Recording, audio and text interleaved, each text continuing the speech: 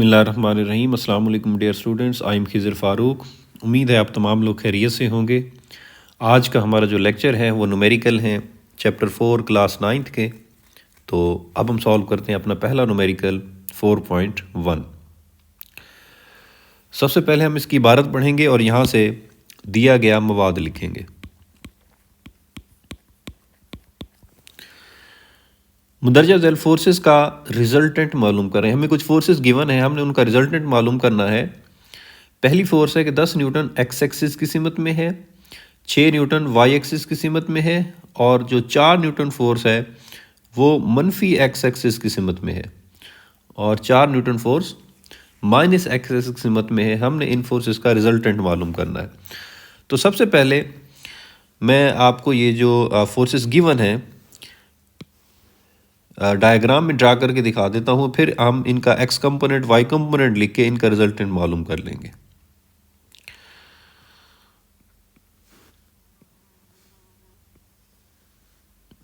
कि हमारे पास ये X axis, negative X axis, Y axis और ये नेगेटिव वाई एक्सिस। अब क्योंकि फोर्सेस को हम यहाँ पे रिप्रेजेंट कर रहे हैं डिस्टेंस के साथ, तो इसीलिए हम कुछ फ़र्ज़ कर लेते हैं कि हमारे पास 2 न्यूटन की फोर्स जो 1 सेंटीमीटर डिस्टेंस के इक्वल होगी, ये हमने फ़र्ज़ किया है। तो इसी तरह से हमारे पास जो 10 न्यूटन की फोर्स है जो गिवन है वो तकरीबन कितने डिस्टेंस की इक्वल होगी, 5 सेंटीमीटर के। और 6 न्यूटन की फोर्स जो है वो कितने डिस्टेंस की इक्वल होगी, वो 3 सेंटीमीटर के। और इसी तरह से जो 4 न्यूटन की फोर्स है वो कितने डिस्टेंस की होगी, 2 सेंटीमीटर के। तो अब हम इनको ड्रा कर लेते हैं। सबसे पहले हमें 10 न्यूटन फोर्स जो है वो एक्स एक्सिस की सीमत में गिवन है। ये हमारे पास होगी तकरीबन 10 न्यूटन फोर्स किस डायरेक्शन में, एक्स एक्सिस की सीमत में। 6 न्यूटन फोर्स जो है वो वाई एक्सिस की सीमत में है। अब हम वाई की तरफ चलते हैं और ये हमें फोर्स दी गई है 6 न्यूटन। और इसी तरह से 4 न्यूटन फोर्स जो है वो किस सीमत में है, वो नेगेटिव एक्सिस की सीमत में है। ये हो गया नेगेटिव एक्सिस की सीमत 4 न्यूटन। अब ये जो 3 फोर्सेस हमने ड्रा की हैं, हमने इनका रिजल्टेंट फाइंड करना है। और रिजल्टेंट ये फर्स्ट फोर्स है और ये लास्ट फोर्स है। तो फर्स्ट को लास्ट में मिला देते हैं, तो ये हमारी एक रिजल्टेंट फोर्स है, ये हमने मालूम करनी है फोर्स। तो डायग्राम में आपने यहाँ से देख लिया। अब हम लिख लेते हैं एक्स कंपोनेंट,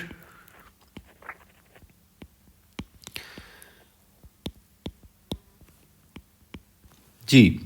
अब हमारे पास 10 न्यूटन फोर्स जो है वो पॉजिटिव एक्स डायरेक्शन में है, और 4 न्यूटन फोर्स जो है वो नेगेटिव एक्स डायरेक्शन में है, तो उसको हम नेगेटिव ले लेंगे। तो हमारे पास एक्स कंपोनेंट जिसको हम जाहिर करते हैं एफ एक्स से, वो आ गया 6 न्यूटन। और इसी तरह से अब हम लिखते हैं वाई कंपोनेंट।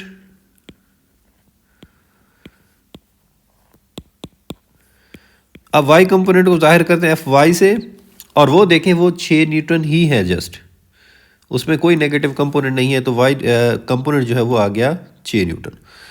अब हमने क्या मालूम करना है, फोर्स का रिजल्टेंट मालूम करना है। इसका मतलब ये है कि हमें तो एक तो फोर्स चाहिए, मतलब फोर्स की मैग्नीट्यूड चाहिए। दूसरा, क्योंकि फोर्स एक वेक्टर मिकदार है, उसके साथ हमें फोर्स की सिमत भी मालूम करनी पड़ेगी। तो अब ये 2 चीज़ें हम मालूम कर लेते हैं। अब हम हल करते हैं इस न्यूमेरिकल को कि हमें एक्स कंपोनेंट में गिवन है, हमें वाई कंपोनेंट में गिवन है। तो हम फोर्स किस तरह फाइंड कर सकते हैं। हम जानते हैं कि एफ बराबर होता है एफ एक्स स्क्वायर जमा एफ वाई स्क्वायर और इसका जज़र। अब एफ एक्स हमारे पास कितना है, 6, इसका स्क्वायर। एफ वाई भी कितना है हमारे पास, 6 और इसका स्क्वायर। तो ये आ गया हमारे पास 36 जमा 36 इसका जज़र, तो ये आ गया 72 इसका जज़र। तो हमारे पास जवाब आ गया 8.5। क्या मालूम किया हमने, फोर्स, और फोर्स का यूनिट होता है न्यूटन।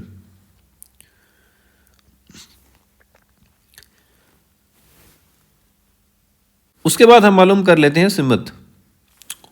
वो मालूम करने के लिए हमारे पास फार्मूला है कि हम जानते हैं कि अब हमने थीटा मालूम करना है। हम जानते हैं कि थीटा बराबर होता है tan इनवर्स एफ वाई बटा एफ एक्स।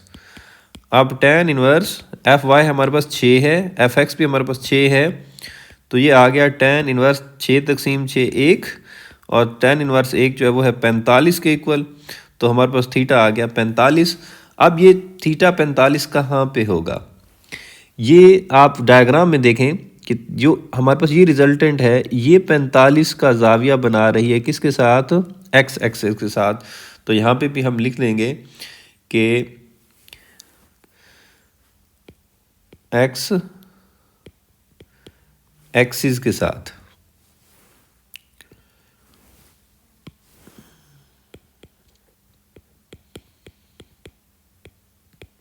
के साथ 45 का जाविया बनाएगी। न्यूमेरिकल नंबर है हमारे पास 4.2।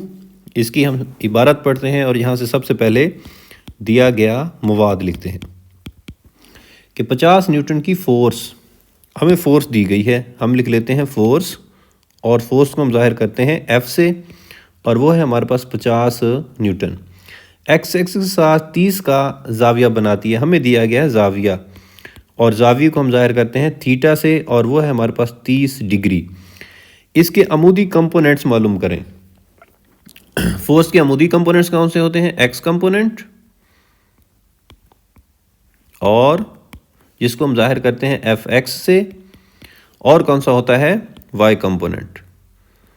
तो ये दो कंपोनेंट हमने मालूम करने हैं एफ वाई। तो अब हम इसको हल कर लेते हैं। अब गौर से देखें, हमें फोर्स दी गई है और जाविया थीटा दिया गया है, हमने एफ एक्स और एफ वाई मालूम करना है। तो हम न्यूमेरिकल को करते हैं हल। हम जानते हैं कि एफ एक्स बराबर होता है एफ कॉस थीटा, ये फार्मूला याद कर लें, एफ एक्स बराबर है एफ कॉस थीटा जब हमने एक्स कंपोनेंट मालूम करना हो। तो हमारे पास एफ कितनी है 50, ज़रब कॉस थीटा कितना है 30, तो ये आ गया 50 ज़रब कॉस 30 की कीमत होती है 0.866। जब इसको हम ज़रब देते हैं तो हमारे पास आता है 43.3। हमने फोर्स का कंपोनेंट मालूम किया है तो यूनिट क्या आएगा, न्यूटन। तो ये आ गया हमारे पास एक्स कंपोनेंट। अब हम मालूम कर लेते हैं फोर्स का वाई कंपोनेंट। हम जानते हैं कि एफ वाई बराबर होता है एफ साइन थीटा के। जी, तो यहाँ पे भी हम कीमतें दर्ज कर देते हैं। एफ हमारे पास कितना है 50 ज़रब साइन, और थीटा कितना हो गया 30, तो ये होगा 50 और साइन 30 की कीमत कितनी होती है 0.5। जब हम इसको ज़रब देंगे तो हमारे पास जवाब आ जाएगा 25। ये भी फोर्स का कंपोनेंट है तो यूनिट क्या आएगा, न्यूटन। तो वाई कंपोनेंट हमारे पास आ गया 25 न्यूटन। तो ये हमने फोर्स के कंपोनेंट मालूम किए हैं, अमूदी एफ और एक्स, एफ एक्स और एफ वाई, जब हमें फोर्स और जाविया दिया गया हो। अब हम चलते हैं हमारे नेक्स्ट न्यूमेरिकल नंबर है 4.3। हम इसकी स्टेटमेंट पढ़ते हैं और यहाँ से सबसे पहले हम लिखते हैं दिया गया मवाद। उस फोर्स की मिकदार और सिमत बताइए जिसका एक्स कंपोनेंट 12 न्यूटन और वाई कंपोनेंट 5 न्यूटन। हम लिख लेते हैं कि हमें दिया गया है एक्स कंपोनेंट।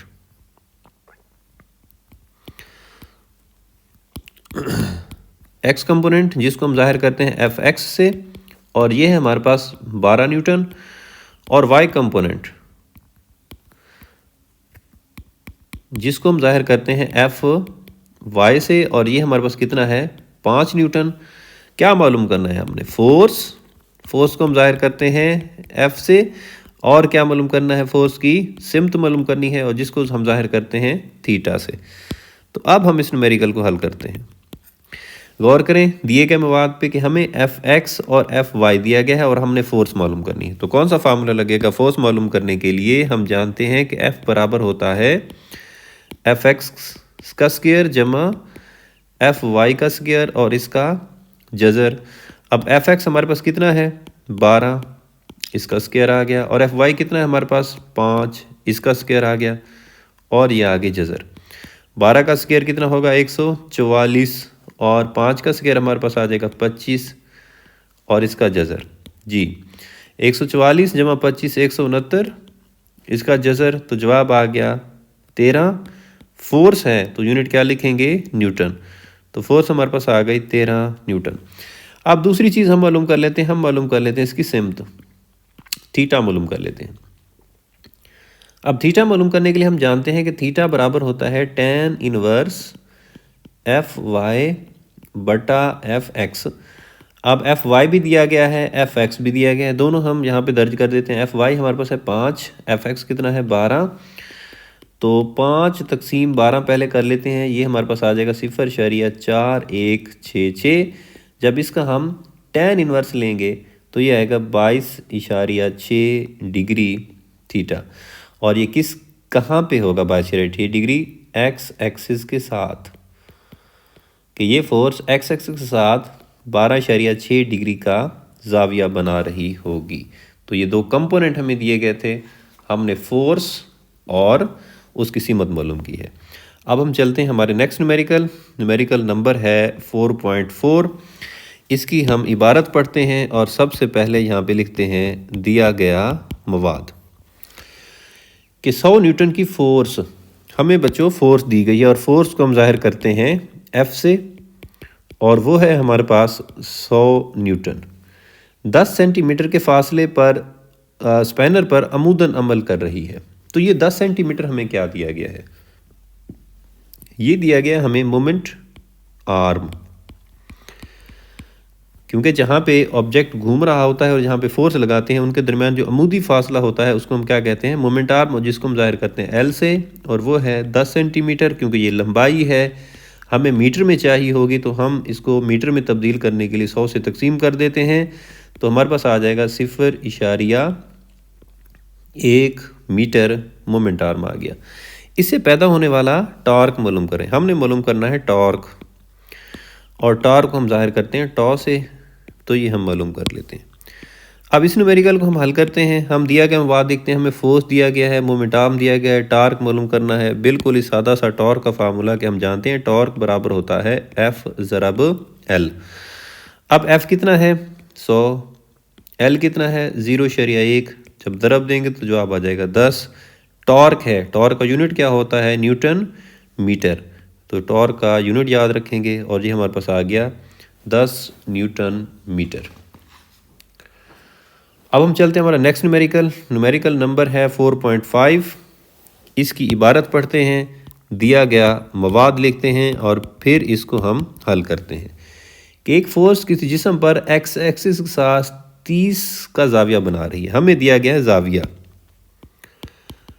और जाविये को हम जाहिर करते हैं किससे? थीटा से, और वो है हमारे पास 30 डिग्री। बनाते हुए अमल कर रही है। फोर्स का एक्स कंपोनेंट 20 न्यूटन है। हमें दिया गया एक्स कंपोनेंट, लिख लेते हैं हम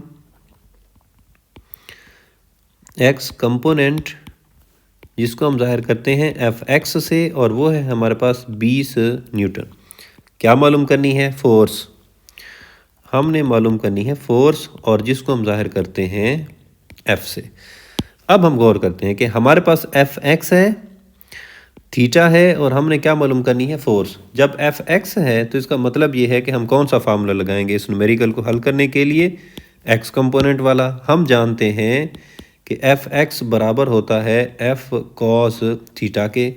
अब यहाँ पे हमने क्योंकि एफ मालूम करना है तो इसी फार्मूले को एफ के लिए हम कैसे लिखेंगे कि एफ बराबर हो जाएगा कॉस थीटा एफ एक्स के नीचे तकसीम हो जाएगा। तो एफ एक्स बटा क्या हो जाएगा? Cos theta. तो अब हम कीमतें दर्ज कर देते हैं। एफ एक्स हमारे पास है 20, कॉस और थीटा कितना है 30। तो ये 20 तकसीम कॉस 30 की कीमत आ जाएगी हमारे पास 0.866। जब इसको हम तकसीम करेंगे तो हमारे पास जवाब आएगा 23.09 न्यूटन, या हम इसे राउंड ऑफ करके लिख सकते हैं 23.1 न्यूटन। तो ये हमारे पास अगर एक्स कंपोनेंट दिया गया हो तो हम फोर्स मालूम कर सकते हैं। अब हम चलते हैं हमारे नेक्स्ट न्यूमेरिकल नंबर है 4.6। इसकी हम इबारत पढ़ते हैं और सबसे पहले यहाँ से हम दिया गया मवाद लिखते हैं। किसी कार के स्टीयरिंग व्हील का रेडियस 16 सेंटीमीटर है। हमें रेडियस दिया गया है और रेडियस को हम जाहिर करते हैं आर से, और वो कितना है 16 सेंटीमीटर। अब क्योंकि रदास है, लंबाई है, ये हमें चाहिए मीटर में, तो हम पहले इसको मीटर में कन्वर्ट कर लेते हैं। 100 से तकसीम करेंगे तो ये आ जाएगा 0.16 मीटर रदास आ गया। 50 न्यूटन के कपल से पैदा होने वाला टॉर्क मालूम करें। हमें फोर्स दी गई है और वो कितनी है, एफ से ज़ाहिर करेंगे 50 न्यूटन। क्या मालूम करना है हमने, टॉर्क, और टॉर्क को किससे ज़ाहिर करते हैं हम, टॉ से, ये हमने मालूम करना है। अब इस न्यूमेरिकल को समझने के लिए आप थोड़ा सा यहाँ पे डायग्राम में देखेंगे कि हमें कार का स्टीयरिंग गिवन है। ये कार का स्टीयरिंग हो गया और उसके एक तरफ फोर्स ऊपर की जाने 50 न्यूटन की लग रही है और दूसरी तरफ क्योंकि कपल बन रहा है और दूसरी तरफ हमारे पास जो फोर्स है 50 न्यूटन की वो नीचे की जानिब लग रही है। हमें कार का स्टीयरिंग का जो रेडियस है वो आर ये दिया गया है। अब जब हम हल करेंगे, फार्मूला लिखेंगे, तो फिर हम बताएंगे कि हम वैल्यूज़ किस तरह से यहाँ पे दर्ज करेंगे। तो जो टॉर्क है कपल की वजह से वो होता है दो फोर्सेस में से एक फोर्स ज़रब फोर्सेस के दरमियान अमूदी फासला। ये आप याद रखेंगे, ये टॉर्क कपल की वजह से जो पैदा होता है वो मालूम करने के लिए। अब दोनों फोर्सेस में से एक फोर्स की हम किसी एक की मिकदार ले लेंगे, दोनों 50-50 हैं तो फोर्स हम ले लेंगे 50 ज़रब। अब ये क्या होगा, फोर्सेस के दरमियान अमूदी फासला। अब देखें, एक फोर्स यहाँ पे लग रही है 50 न्यूटन की और दूसरी यहाँ पे लग रही है, इन दोनों के दरमियान अमूदी फासला है ये। अगर सेंटर से यहाँ तक आर है तो सेंटर से इस तरफ भी कितना होगा, आर होगा। तो दोनों फोर्सेस के दरमियान अमूदी फासला कितना होगा, 2r। तो ये हो गया 50 ज़रब 2 और आर कितना है, अभी हमने यहाँ पे लिखा है 0.16 और जब हम इनको ज़रब देते हैं तो हमारे पास जवाब आता है 16। टॉर्क है तो यूनिट क्या आ जाएगा, न्यूटन मीटर। तो ये कपल की वजह से जो टॉर्क पैदा होगा वो होगा 16 न्यूटन मीटर। इसमें सिर्फ यही चीज़, हमें सिर्फ रद्दास दिया गया है। हम ये चीज़ याद रखेंगे कि फोर्सेस के दरमियान अमूदी फासला जो है वो कितना होगा, 2r होगा। नेक्स्ट न्यूमेरिकल है हमारे पास, न्यूमेरिकल 4.7। हम इसकी इबारत पढ़ते हैं और यहाँ से दिया गया मवाद लिखते हैं। एक पिक्चर फ्रेम दो अमूदी डोरियों से लटक रहा है। डोरियों में टेंशन 3.8 न्यूटन और 4.4 न्यूटन है। पिक्चर फ्रेम का वज़न मालूम करना है हमने। तो ये हम दिया गया मवाद लिखते हैं। सबसे पहले हम डायग्राम बना लेते हैं, तो डायग्राम से हमें थोड़ा क्लियर हो जाएगा ये कि हमने क्या मालूम करना है और हमें क्या दिया गया है। कि ये दो डोरियां हैं, इनसे इस पिक्चर फ्रेम को लटकाया गया है और इन दोनों में टेंशन दी गई है। हम एक डोरी में टेंशन तो है वो फ़र्ज़ कर लेते हैं T1 है और दूसरी डोरी में टेंशन कितनी है, T2 है। और इस पिक्चर फ्रेम का जो वज़न है वो किसकी जानिब होगा, नीचे की जानिब होगा वज़न। ये हमने मालूम करना है। अब हम लिख लेते हैं दिया गया मवाद। पहली डोरी में टेंशन, पहली डोरी में टेंशन जिसको हमने जाहिर किया है किससे, T1 से, और वो कितनी है, 3.8 न्यूटन है। और दूसरी डोरी में टेंशन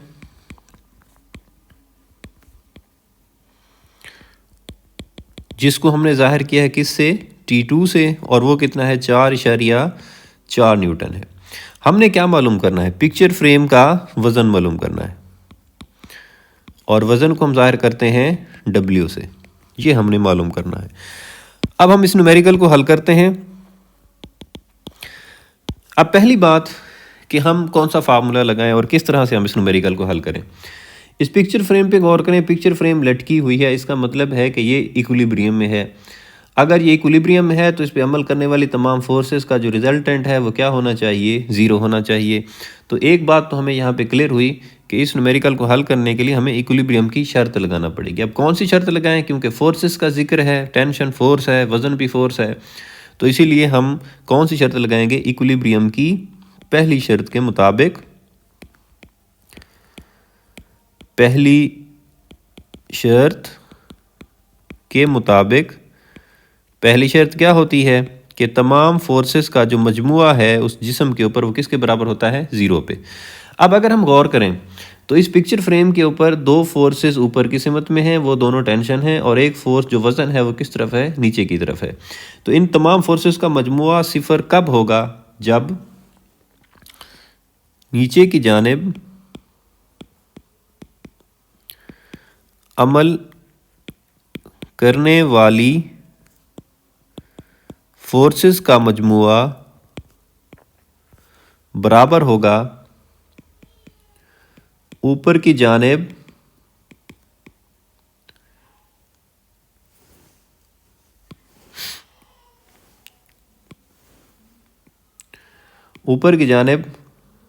अमल करने वाली फोर्सेस के मजमूए के। अब नीचे की जानिब कौन सी फोर्स अमल कर रही है, वो सिर्फ W है, तो हम W लिख देंगे। बराबर ऊपर की जानिब कौन सी फोर्स अमल कर रही है, वो टेंशन है, T1 और T2। तो हमारे पास T1 की कीमत कितनी है, 3.8, और T2 कितना है हमारे पास, 4.4। तो W हमारे पास पिक्चर फ्रेम का वज़न कितना आ जाएगा, 8.2 न्यूटन। तो ये हमारे पास आ गया पिक्चर फ्रेम का वज़न, बिल्कुल सादा से इक्विलिब्रियम की पहली शर्त लगा के। अब हम चलते हैं, हमारा नेक्स्ट न्यूमेरिकल है न्यूमेरिकल नंबर 4.8। इसकी हम इबारत पढ़ते हैं और यहाँ से सबसे पहले दिया गया मवाद लिखते हैं कि 5 किलोग्राम और 3 किलोग्राम के दो ब्लॉक्स डोरियों से लटकाए गए हैं। हम ये डायग्राम बना लेते हैं सबसे पहले कि हमारे पास ये दो मासेस हैं, एक है 5 किलोग्राम और दूसरा है हमारे पास 3 किलोग्राम।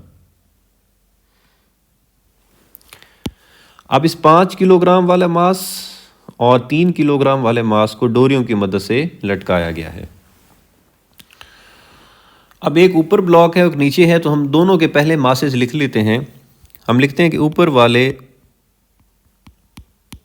ब्लॉक का मास, जिसको हम लिख लेते हैं M1, और वो कितना है हमारे पास 5 किलोग्राम है। यहाँ पे क्योंकि हमने टेंशन मालूम करनी होगी, वज़न भी चाहिए होगा, तो साथ साथ हम वज़न भी मालूम कर लेते हैं। तो लिख लेते हैं कि ऊपर वाले ब्लॉक का वज़न, अब अगर मास दिया हो तो वज़न मालूम करना हो तो हम मालूम कर लेते हैं mg वाले फार्मूले से। W1 है तो क्या हो जाएगा, M1g। अब M1 हमारे पास है 5, g हो गया 10, तो हमारे पास कितना आ गया, 50 न्यूटन। ये हमारे पास आ गया W1। और नीचे वाले ब्लॉक का जो मास है वो हमें दिया गया है कितना, 3 किलोग्राम। वो हम लिख लेते हैं कि नीचे वाले ब्लॉक का मास, जिसको हम जाहिर करते हैं किस से, M से, तो M2 हो जाएगा हमारे पास 3 किलोग्राम। और इसका भी यहाँ पे वज़न मालूम कर लेते हैं। तो नीचे वाले ब्लॉक का वज़न वो हो जाएगा W2 बराबर हो जाएगा M2g। अब M2 हमारे पास है 3, g की कीमत आपको याद है 10, तो ये हो गया W2 आ गया हमारे पास 30 न्यूटन। उसके बाद आगे चलते हैं। ये डायग्राम में हमने दिखा दिया, हर डोरी में टेंशन मालूम करनी है। डायग्राम में देखें अब कि एक तो ये डोरी है, इसमें हमने टेंशन मालूम करनी है, जिसको हम जाहिर कर देते हैं T1 के साथ। एक तो ये टेंशन मालूम करनी है, और दूसरा हमारे पास ये डोरी है, इसमें हमने टेंशन मालूम करनी है, इसको हम जाहिर कर देते हैं T2 से।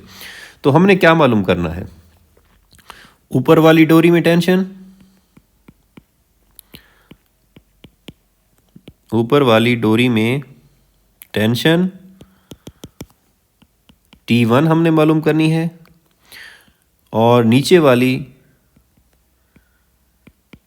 डोरी में टेंशन और हमने T2 मालूम करना है। ये दो चीज़ें मालूम करनी है। अब देखें हमारे पास टेंशन मतलब हमने फोर्स मालूम करनी है, दोनों मासेस को लटकाया गया है, तो ये बैलेंस है, इसका मतलब है ये किस में है, इक्विलिब्रियम में है। तो हमें ये सवाल हल करने के लिए कौन सी शर्त लगानी पड़ेगी, क्योंकि हम फोर्सेस की बात कर रहे हैं, तो इसीलिए हमें इक्विलिब्रियम की पहली शर्त जो है यहाँ पे लगानी पड़ेगी। तो हम लिखेंगे इक्विलिब्रियम की पहली शर्त के मुताबिक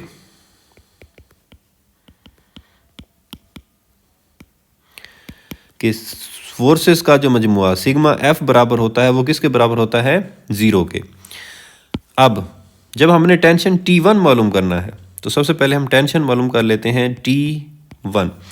आप डायग्राम में गौर से देखेंगे कि जब हमने टेंशन T1 मालूम करना है तो मैं जहाँ पे T1 लिखा हुआ है वहाँ पे आपको बता रहा हूँ कि अगर यहाँ से इस डोरी को काट दिया जाए, यहाँ से जब इस डोरी को यहाँ से काटेंगे तो कौन सा जिस्म जो है नीचे गिरेगा, वो 5 किलोग्राम वाला भी नीचे गिर जाएगा और 3 किलोग्राम वाला भी नीचे गिर जाएगा। तो इसका मतलब है टेंशन T1 जो है वो दोनों की वजह से है। तो जब मैं टेंशन T1 मालूम करूँगा तो T1 हमारे पास आ जाएगा वो W1 की वजह से भी है और W2 की वजह से भी है।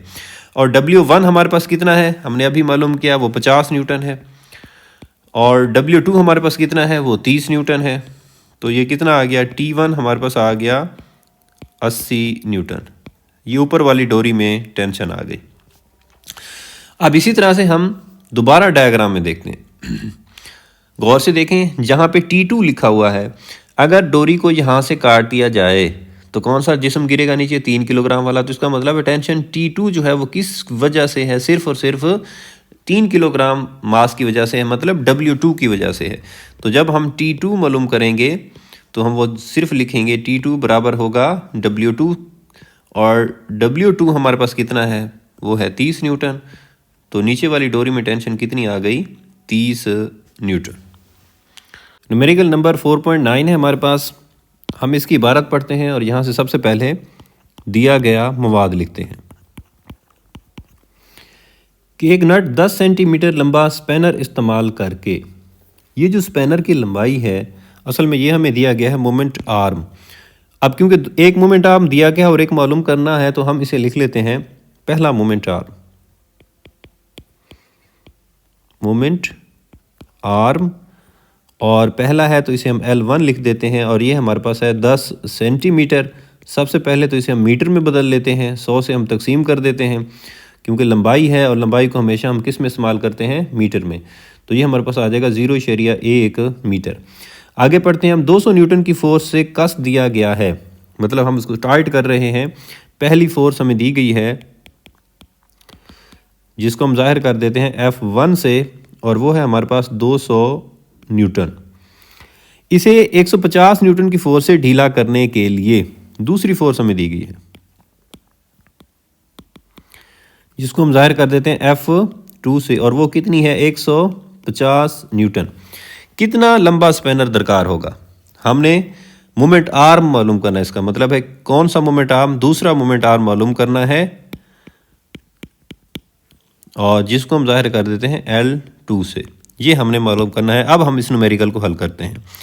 तो गौर से देखें कि हमें यहाँ पे स्पैनर की मदद से नट को टाइट करने या नट को ढीला करने की बात कर रहे हैं। इसका मतलब है नट को हम रोटेट करवा रहे हैं, नट को घुमा रहे हैं। तो यहाँ से हमें अंदाज़ा होता है कि हम इक्विलिब्रियम की कौन सी शर्त लगाएंगे जिसमें टार्क पैदा होता है, घुमाने से टार्क पैदा होता है, और वो है हमारे पास इक्विलिब्रियम की दूसरी शर्त। तो हम लिखेंगे इक्विलिब्रियम की दूसरी शर्त के मुताबिक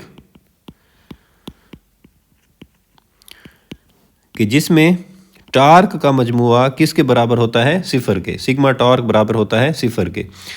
अब इसमें इक्विलिब्रियम की दूसरी शर्त कब लगेगी, जब जो कसने की वजह से टार्क पैदा होगा, वो जो ढीला करने की वजह से टार्क पैदा होगा, वो ये दोनों जब एक दूसरे के बराबर होंगे। तो एक क्लॉकवाइज डायरेक्शन में होगा और एक एंटी क्लॉकवाइज डायरेक्शन में होगा। नट को ढीला करने के लिए एंटी क्लॉकवाइज डायरेक्शन में, तो हम लिखेंगे anti clockwise, anti clockwise torque का मजमुआ बराबर होगा क्लॉकवाइज टार्क के मजमुए के। अब एंटी क्लॉकवाइज टार्क का मजमुआ कौन सा होगा, जिसमें फोर्स F2 लगाई गई है और मोमेंट आर्म कितना है, L2। तो हम लिख देंगे F2 ज़रब L2 बराबर होगा क्लॉकवाइज में F1 ज़रब L1। अब हमने क्या मालूम करना है, L2। तो L2 यहाँ से हम मालूम कर लेते हैं F1 ज़रब L1, और F2 हमारे पास यहाँ पे आके नीचे तकसीम हो जाएगा। अब सारी कीमतें हमें दी गई हैं, हम कीमतें दर्ज कर लेते हैं। F1 हमारे पास कितना है, F1 है हमारे पास 200, L1 कितना है हमारे पास 0.1 और F2 कितना है हमारे पास 150 जी। तो जब हम इसे तकसीम करते हैं दोनों को ऊपर वालों को ज़रब दे के 150 से, तो हमारे पास जवाब आता है 0.133 मीटर।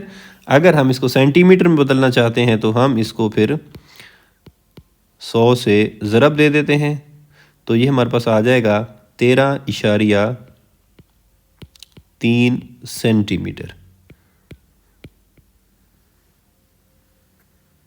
13.3 सेंटीमीटर आ जाएगा। चलते हम नेक्स्ट न्यूमेरिकल की तरफ, और न्यूमेरिकल नंबर है 4.10। लास्ट न्यूमेरिकल है हमारे पास इस चैप्टर का। इसकी हम इबारत पढ़ते हैं, यहाँ से दिया गया मवाद लिखते हैं और इस न्यूमेरिकल को हल करते हैं। तो सबसे पहले कि 10 किलोग्राम का एक ब्लॉक 1 मीटर लंबी सलाख के मरकज़ से 20 सेंटीमीटर के फासले पर लटकाया गया है। अब इसको समझने के लिए हम एक ना डायग्राम बना लेते हैं, उसके साथ साथ जो है हम अपना दिया गया मवाद भी फिर लिखेंगे कि हमारे पास 1 मीटर की एक लंबी सलाख है, ये होगी 1 मीटर की लंबी सलाख।